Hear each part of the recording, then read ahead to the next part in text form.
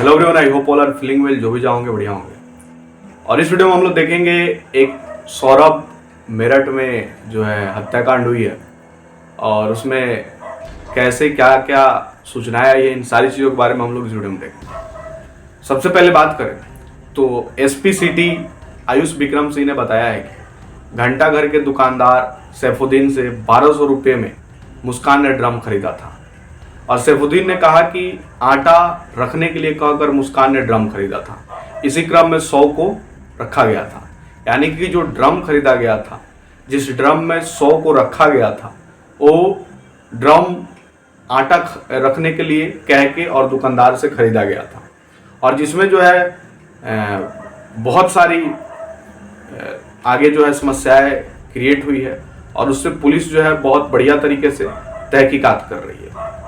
इसके साथ ही अगर देखें तो शासन प्रशासन और ड्रग विभाग की पाबंदी के बावजूद खैरनगर में नशीले इंजेक्शन बिना पर्चे बेचे जा रहे हैं। इस बात का खुलासा तब हुआ जब आईसीयू और ऑपरेशन थिएटर में इस्तेमाल किए जाने वाले मिडाजोलम इंजेक्शन को अस्पताल के बिना पर्चे के खैरनगर के उषा मेडिकल स्टोर के संचालक ने दे दिया। सौरभ की हत्या में इसी इंजेक्शन का प्रयोग किया गया और डॉक्टर के पर्चे पर यह इंजेक्शन नहीं दिया जा सकता। इस बात को खुद डॉक्टर स्वीकार कर रहे हैं।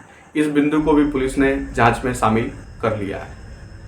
इसके साथ ही मुस्कान ने अपने ही डिप्रेशन को बताकर पर्चे पर नींद की गोली लिखवाई थी और इस मामले में पुलिस ने डॉक्टर अरविंद देसवाल का बयान लिया है। उन्होंने नींद की गोली नहीं लिखने की बात पर बयान में कही। इस बात पर गूगल पर देखकर डॉक्टर ने पर्चे पर खुद मुस्कान को नींद की दवाएं और इंजेक्शन सर्च किया।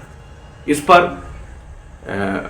मिडाजोलम इंजेक्शन को डॉक्टर के पर्चे पर लिख लिया और एक बुजुर्ग के साथ खैरनगर स्थित उषा मेडिकल स्टोर पर नींद की दवाएं और मिडाजोलम इंजेक्शन लेने के लिए 22 फरवरी को पहुंच गई।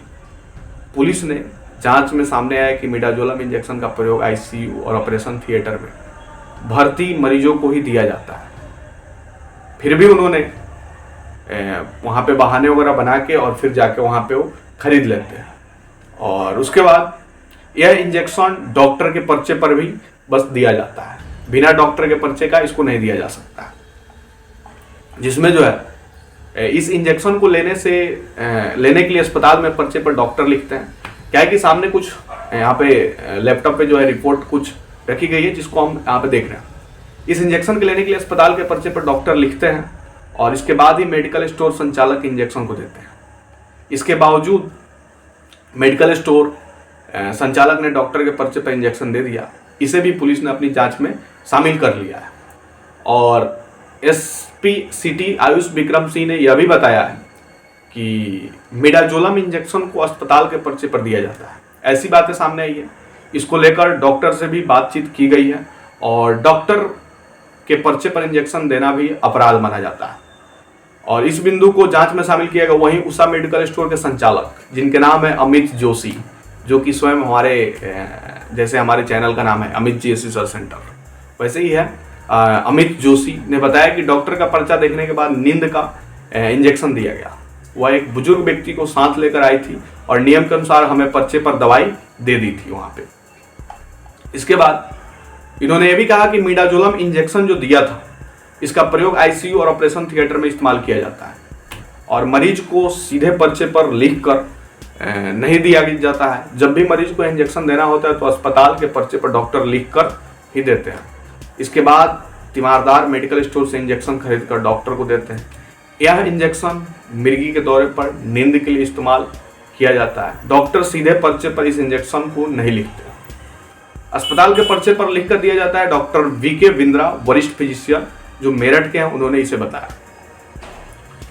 एसपी सिटी आयुष विक्रम सिंह ने भी यह बताया कि घंटा घर के दुकानदार सैफुद्दीन ने 1200 रुपये में मुस्कान से ड्रम खरीदा था और सैफुद्दीन ने कहा कि आटा रखने के लिए कहकर मुस्कान ने ड्रम खरीदा। इसी ड्रम में 100 को रखा गया था और सरदा रोड पर सिंगल बर्तन वाले के मालिक अंकित ने मुस्कान से सौरभ की हत्या के लिए दोनों चाकू खरीदे थे। अंकित ने पुलिस से पूछताछ के लिए पहुंची और अंकित ने बताया कि रोजमर्रा की जरूरतों को चाकू हमारे यहाँ बिकते ही हैं। क्या है कि चाकू क्या है, चाकू नॉर्मली कहीं पे भी किराने स्टोर पे सभी को नॉर्मली मिल जाता है। मुर्गा काटने की बात कर 800 रुपये के 2 चाकू खरीदे गए थे, बढ़िया वाले चाकू। इसके बाद यहाँ पे जो है इन सारी प्रोसेस के द्वारा वहाँ पे सौरभ की हत्या की गई थी। और उसके बाद बहुत सारी जो उसमें रिपोर्ट है जिसका अभी भी वहाँ पे संज्ञान पुलिस ले रही है और उसको देख रही है। आगे इसमें जो भी रिपोर्ट आएंगे उसको बताया जाएगा। बट कहीं ना कहीं कहा जाए तो ये लड़कों को काफ़ी ज़्यादा जागरूक कर देती है ये घटना। और हमारे जो इंडियन समाज में है स्त्री प्रधानता को मानी जाती है, बट कहीं ना कहीं इस घटना को देखने के बाद बहुत सारे लड़के जागरूक हो गए होंगे, एक्टिव हो जाएंगे और काफ़ी बढ़िया डिसीजन लेंगे। आई होप, हम आशा करते हैं। बट आपको ये केस से रिलेटेड नया इन्फॉर्मेशन कैसा लगा कमेंट करके बताएंगे। और जल्दी मिलते हैं ऐसा ही कोई नया वीडियो लेके, तब तक के लिए बाय बाय।